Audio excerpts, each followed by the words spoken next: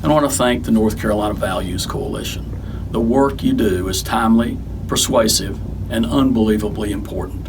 I cannot overstate that point. Over the last 8 years in particular, we've seen an erosion of conventional values in the public sphere, and that erosion has made the work of the Values Coalition that much more important. Tammy Fitzgerald and her team have done an amazing job. They've stayed true to time-honored traditional beliefs, and they've fought the battle for what's right and what's just. In that effort, they've been the voice for North Carolina's families and communities of faith. I cannot thank them enough.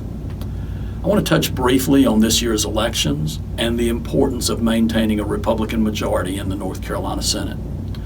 Without question, we are in a fight that's coming down to a handful of our races, and the Democrats have poured in more money, much of it from out of state, than I've ever seen in my career.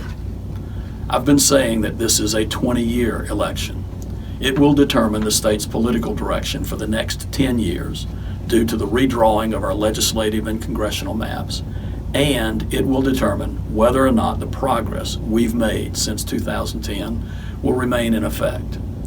Make no mistake, if Republicans lose a majority in the state Senate, Democrats will act swiftly to reverse policy advances made since 2010. They will raise our taxes, return to the days of overspending and out-of-balance budgets, and they will undo all of the pro-life, pro-family social policies we've advanced. They will turn North Carolina into a southern version of New York, and that's just not who we are. Our rural communities will be left behind in a steady advance of progressive urban priorities. We must elect Republicans up and down the ballot for the future of our state and the future of our country.